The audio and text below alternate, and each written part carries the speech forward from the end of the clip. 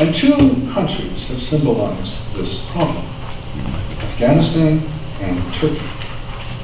It is so striking that Afghanistan, one day after the 9/11 attacks, prompted NATO for the first time in its history of 52 years to invoke Article 5 of its charter, the one requiring collective self-defense against the Taliban, of all people, not the Soviets, not the Chinese, but the Taliban. And I would argue that Turkey stands out as the first member state to challenge the alliance. And it's surprising. I mean, the communists never provoked Article 5, and no Warsaw Pact member ever entered NATO. So let's look first at the external threat. The Iranian nuclear buildup is certainly the most serious of these all. Islamic jihadi violence, however, is what we see all around us. We see it in Muslim-majority countries, and we see it in the West. We see civil wars, all more or less having to do with Islamism in Libya, Mali, in Yemen, Syria, semi-civil wars, places like Afghanistan, Iraq. I mentioned Marawi in the Philippines, far outside the Middle East. We see territorial jihadi groups such as the Taliban in Afghanistan, Al-Qaeda in many countries, Shabab in Somalia, Boko Haram in Nigeria, ISIS, and all those groups in Syria. They're the non-territorial jihadis that were struck in Berlin, Paris, Brussels, Nice, Sydney, Orlando, Ottawa, and on and on. Perhaps the most striking figure is that between 1/3 and 1/4 of the French military, active military, is protecting institutions, synagogues, schools, police stations from jihadi violence. That's a serious impediment to NATO if 1/3 of a major member's force is dedicated to internal protection, to police work, in effect. The internal threat to NATO comes from Turkey. Now let me start by mentioning my long history with Turkey, my affection for Turkey. I first went to Turkey in 1972. I studied Turkish there, not very successfully. In 1973, I've been back many times. I have enjoyed the country and have learned much there. Indeed, at one point I thought of becoming a historian of Turkish history, Turkic history. Turkey was, from 1951, an important member of NATO, coming out of the experience in the Korean War. But since 2003, since shortly after the election of the Justice and Development Party, known as the AKP, Adalet ve Kalkınma Partisi, there have been problems. The election was November 3rd, 2002. Starting on March 1st, 2003, when the parliament in Turkey denied American forces access to Turkish airspace to conduct the war against Saddam Hussein, there have been problems. The government in Turkey has been erratic. For example, it shot down an Su-24 of the Russian fleet in November 2015. It was so dangerous at one point, the NATO had to warn Ankara that it would not invoke Article 5. It's been despotic. Now, we had an argument earlier about whether the AKP is Islamist or not. I think that was a reasonable argument to hold a decade ago. It is no longer today. The AKP is unquestionably an Islamist party. It's not of Islamist origins, it is an Islamist party. If you look at the growth in Islamic schools, at encouraged male-female relations, and regulations concerning such things as alcohol, mosque building, you see in Islamist program. Furthermore, while it has been maintained here that Turkey is a country of moderate Islam, I'd like to quote the then Prime Minister of Turkey a decade ago in Chicago, Recep Tayyip Erdogan, now President, that Turkey is not a country, he said, where moderate Islam prevails. So let's put that argument aside. Turkey had secular governments right and left until 2002, with 1 year exception from 1996 to 1997. But since then, it has been under Islamist rule. Cautious, careful, intelligent Islamist rule. And this Islamist rule has led to despotism. We have seen elections that are no longer fair.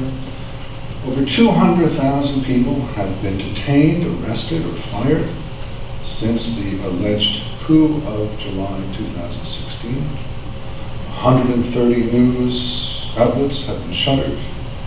81 journalists are in jail. Indeed, the Committee for the Protection of Journalists calls Turkey, quote, the world's biggest prison for journalists. There's a near civil war taking place in the southeast as the government has tried to eliminate the expression of Turkish sentiments, Turkish language, Turkish political aspirations. A group, an Islamist group, that had been close to the government, headed by a elderly Muslim theologian by the name of Fethullah Gulen, who had been very close to the government. There was a break, and since then, anyone having anything to do with the Gulenist movement, or Hizmet movement, is considered a terrorist. The president, Mr. Erdogan, has created a private army called Sadat. The regime now engages in torture. But I point out to you that democracy is really not the key to being a full member of NATO. Recall that Portugal, under Salazar, was a member from the beginning of 1949 until 1976.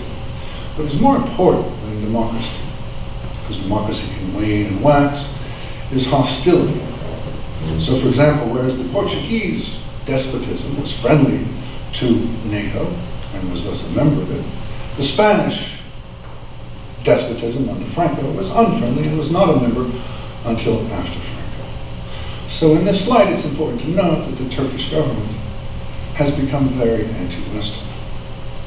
Access to Incirlik, the NATO/US base in southern Turkey, has been intermittent, has been not predictable. The German troops, for this reason, have departed it. The Turkish government has obstructed NATO relations with close allies such as Austria, Cyprus, and Israel. The government has encouraged, sponsored, a turn of Turkish opinion against the West, in particular the United States and Germany. Just days ago, during the two major hurricanes, during the second of the two major hurricanes here, Irma, the mayor of Ankara tweeted out that he wants to see more storm damage in the United States. The mayor of Ankara, second largest city of Turkey, capital of Turkey. There has been extensive maltreatment of, in particular, Germans and Americans. Denise Yücel is a German journalist of Turkish origins who's been in jail. Peter Stoigner is a German human rights activist who's in jail. There are Turks in Germany who have been either assassinated or fear assassinations, such as Yüksel Koç, co-chair of the European Kurdish Democratic Society Congress. Americans in Turkey are likewise in jail. Andrew Brunson is a Christian prelate who was living there for decades until he was put in jail. Serkan Gölge is an American scientist of Turkish origins. He's in jail. And of course, Americans in the United States have been attacked, most notably at the Brookings Institution a couple of years ago, and in Sheridan Circle in Washington just a few months ago. thugs belonging to the presidential guard attacked Americans who were protesting. Now, personally, this affects me in the sense that I don't feel, I and most other analysts in Turkey cannot go to Turkey. We can't even change planes in Turkey. We're afraid of being arrested. But it goes beyond this anti-Western activism. The government of Turkey sides with Tehran. It helped Iran's nuclear program. It helped develop Iranian oil fields. It transferred Iranian arms to Hezbollah, supported Hamas. The Iranian chief of staff was just some days ago in Ankara, perhaps to develop a joint effort against the Kurds. We don't know, but very unusual development. The Turkish government also sides with other adversaries. The president has spoken of joining the Shanghai Cooperative Organization. It's a bit of a sham of an organization, but it is the Russian and Chinese counterpart to NATO. And Mr. Erdogan has said on more than one occasion to the president of Russia, Putin, you know, I'd really rather join you. There have been joint exercises with the Chinese and Russian militaries. There are now the Astana talks in Kazakhstan, with Syria, with Iranian, Russian, and Turkish governments making decisions about Syria. And perhaps most important of all, only days ago, Turkish government put a down payment on purchasing an S-400 missile system.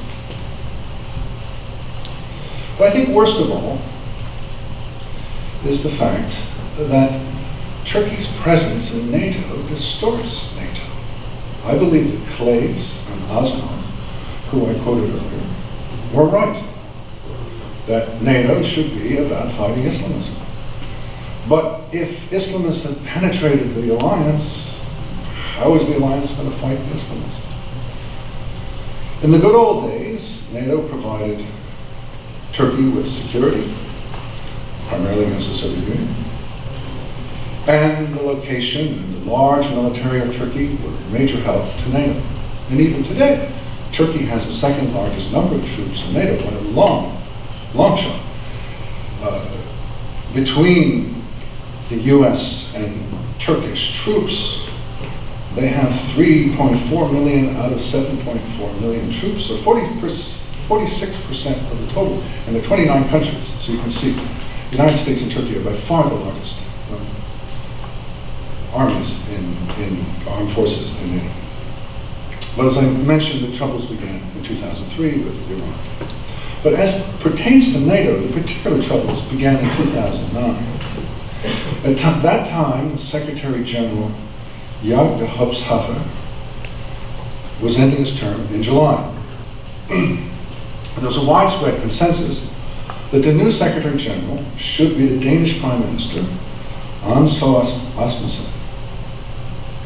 Asmussen had been in 2006 the Prime Minister of Denmark during the Danish cartoon crisis. At the time, he said, I am the Prime Minister of a modern, free country. I can't tell the papers what to print or not to print. It's their responsibility. He also refused to meet with a delegation of ambassadors from Muslim-majority countries. Couldn't do anything about it at the time. But 3 years later, in 2009, when he was up for Secretary General of NATO, the Turkish government came out against him. Said, no, we don't like it. We remember 3 years ago. In particular, then Prime Minister Erdogan said, I asked for a meeting of Islamic leaders in this country to explain what is going on, and he refused. So how can he contribute to peace? Well, there was a lot of bargaining and back and forthing, and finally Rasmussen was appointed Secretary General of NATO.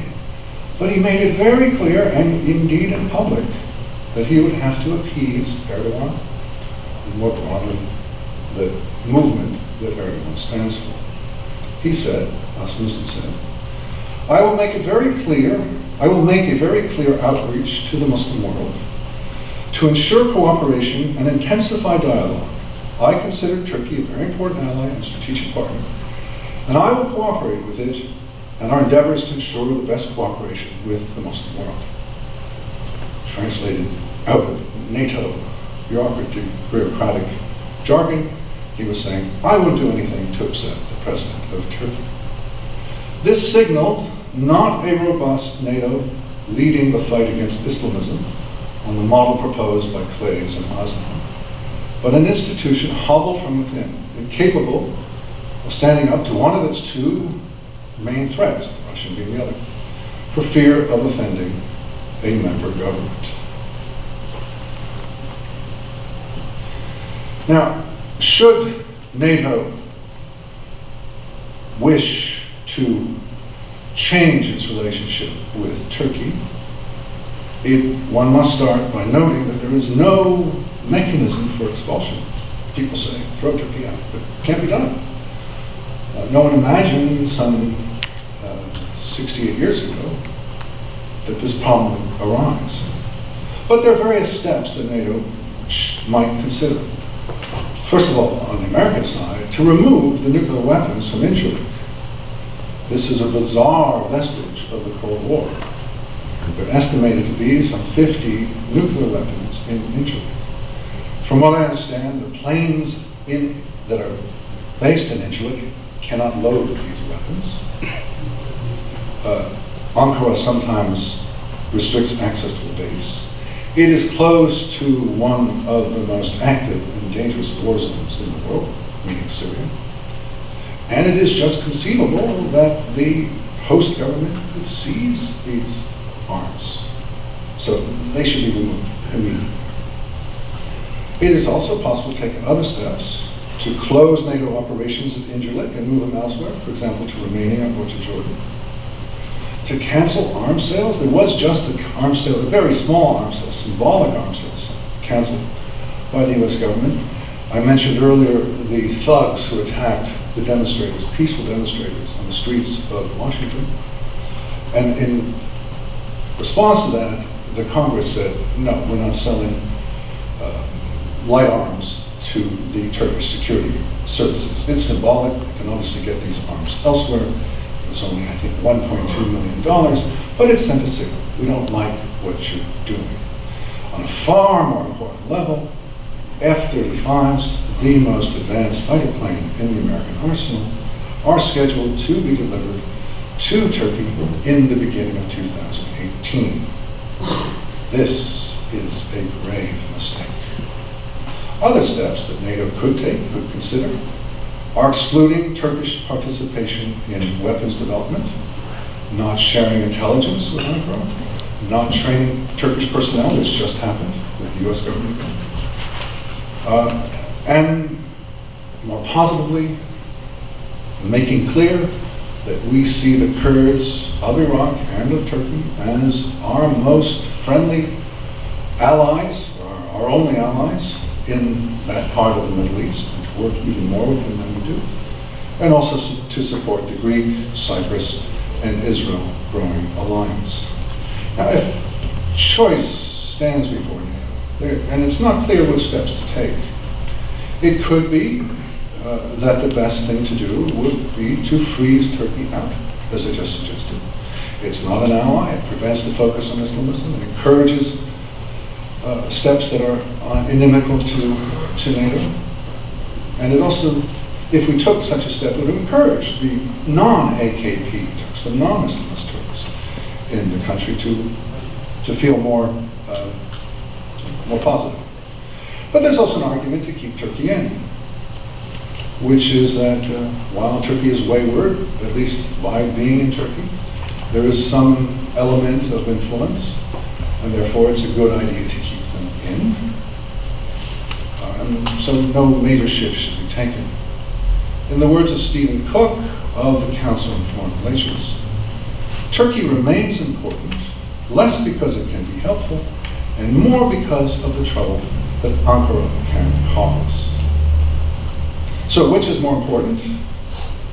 To free NATO to fulfill its main role, or to maintain some influence over Ankara?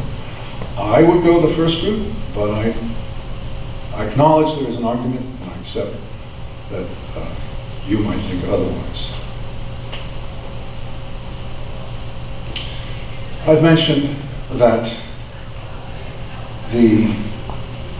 NATO has been fearful of offending a member government. I'd like to go into detail about how this happened right here today.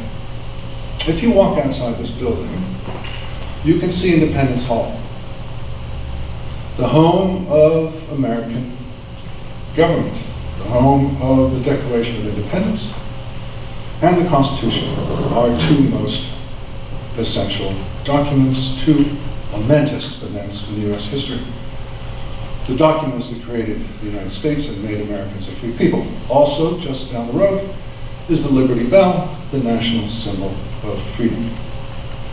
The Middle East Forum is very grateful for this freedom. No one ever tells us what we can do or not do. We are Americans. We have freedom of speech to discuss these issues of national importance. We do our best to stimulate quality thinking, in part by sponsoring serious debates among informed speakers. And again, to emphasize, we do this in complete freedom. You saw this through the day with useful discussions on many Middle Eastern topics: Iran, Iraq, Syria, Islamism.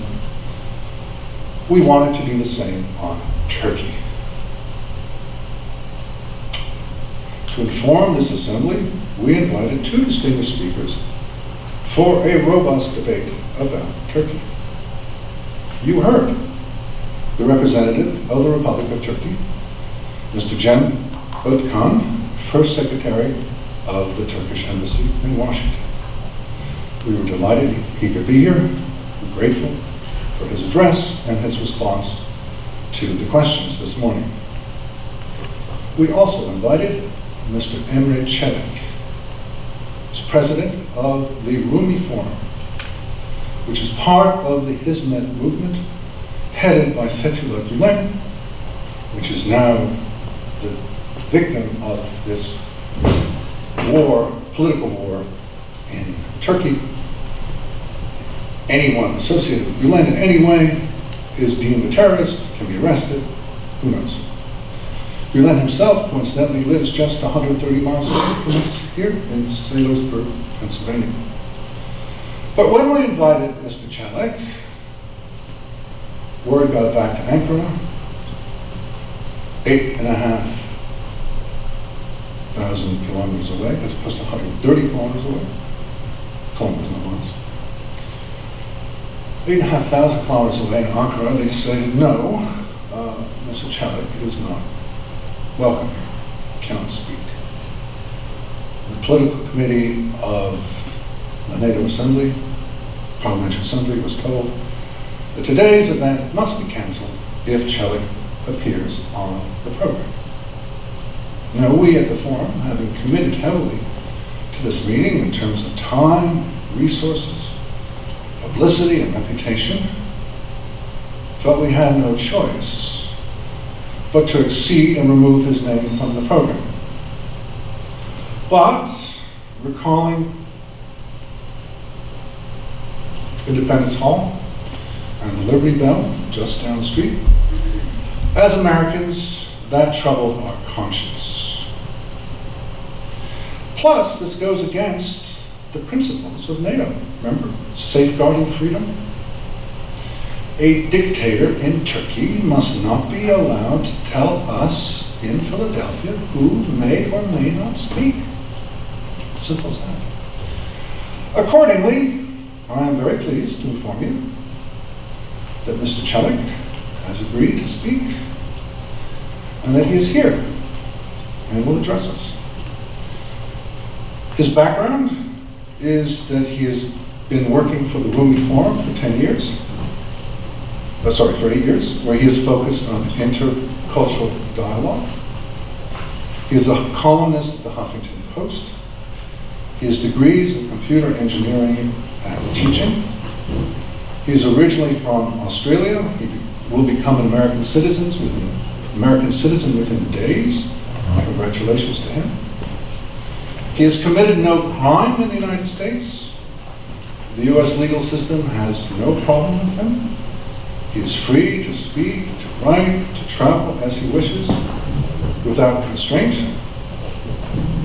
So, in the spirit of freedom of speech, I welcome him to the podium to offer his views on the subject of Turkey's relationship and its place in NATO. After that, to conclude, I will welcome your questions and thoughts. Mr. Chapman. Unacceptable.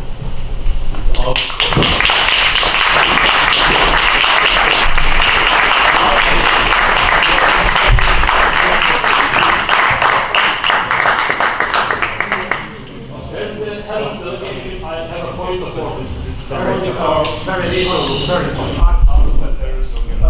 I have been asked to speak, and I will.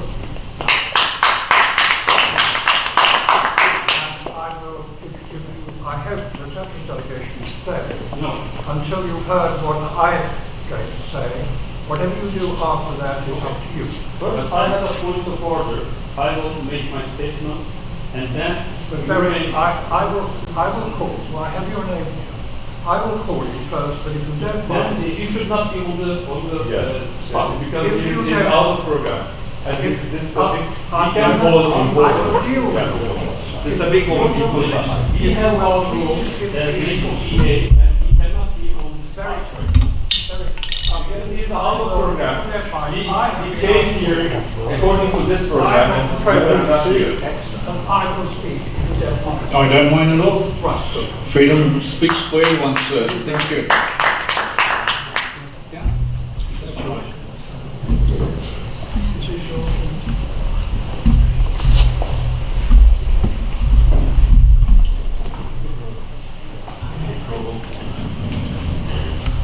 My colleagues and friends who I haven't met, I'm grateful to the Turkish delegation agreeing to wait until I spoke.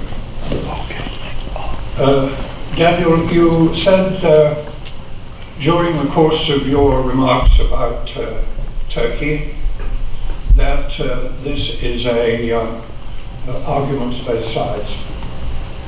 That's probably the understatement of the day, if I may say so. All I would say to the bombshell you have tipped into our proceedings at the end of your speech is that an agreement was made, a verbal agreement was made last week that the gentleman here would not speak at our meetings here. And I'm afraid I take great exception to the way in which you have attempted to go back on a firm agreement which was made between our Assembly officials, our Secretary General, who was at that time in South Korea, and our Secretariat in Brussels, and here in Philadelphia. An agreement was made that the gentleman would not speak. And I think, and I'm sorry to say, it will be totally out of order if now, after you made that solemn agreement, that he did speak. And I'm afraid that is unacceptable.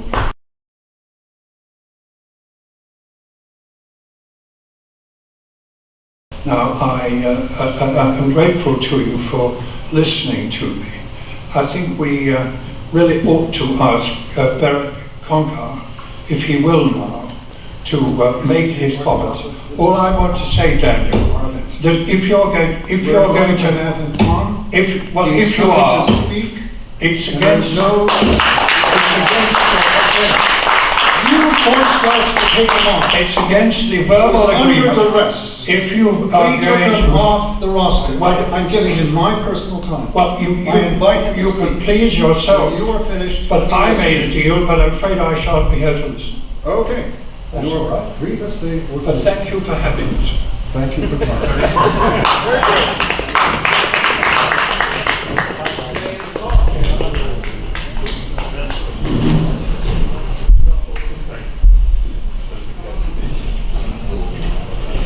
Good afternoon, distinguished guests, members of Parliament from around NATO. Thank you. Good to have you here in Philly, as we call it.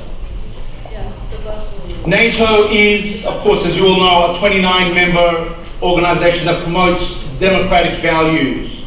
A democratic Turkey is a must in NATO, not only for its internal success, but also for NATO's success. A stable Turkey plays a greater role in stabilizing the region. The autocratic tendencies of President Erdogan does not encourage democracy in a fragile region. Example of President Erdogan's overreaching the rule of law and vying away from democratic values include the purging of some 120,000 government employees that has left voids in police, intelligence, and military, among numerous other sectors. It has been widely circulated and reported that within 1 year, following the July 15, 2016 coup attempt, pro-NATO officers have been purged completely. Many are unemployed or are seeking asylum in the EU or United States. Such is the brazen attitude to rule of law of this regime that Turkey's foreign minister discussed the extrajudicial removal of a legal resident of the United States. That is a kidnapping. President Erdogan's security detail inflicted violence on American citizens on the streets of Washington, D.C., and American and German citizens have been arrested in Turkey under false pretenses. Of course, these are all just a few examples. Turkey has become a gateway, unfortunately, for terrorists to and from Syria. A lax approach has opened the doorway to terror via Turkey into the EU, both people and equipment from ISIS. Illustrated recently with the incident of bomb equipment that was sent from Turkey to Australia and intercepted before possible use for a terror attack. This has then led to the United States to now screen all cargo arriving from Turkey. Alleged evidence of oil trade with terror sources in Syria and hence the possibility of terror financing have been brought to the attention of the United Nations. The leak, and most recently the leak to the Turkish press of secret US bases in Syria, did nothing to help the fight on terror. The contrast between President Erdogan's relentless pursuit of his political opponents and the government's lax and laissez-faire approach to security and terrorism has been such that recently Turkey had more police counter-terrorism experts in prisons than ISIS members themselves. The threat Turkey is facing today under President Erdogan is unprecedented. Authoritarianism has been no stranger in Turkey, but the dangerous combination of Islamism, nationalism, and massive corruption is unprecedented.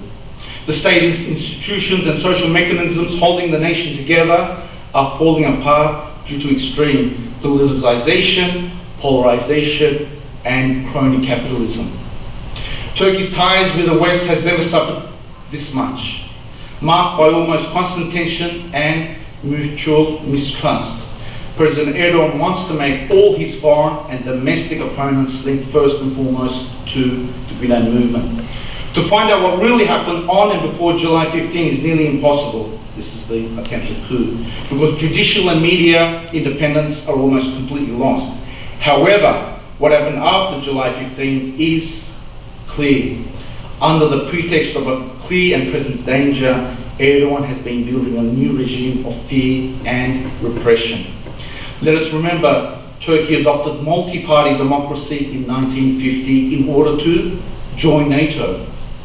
The organization should remind the Erdogan government that this is not just a military alliance, but a democratic one. Thank you.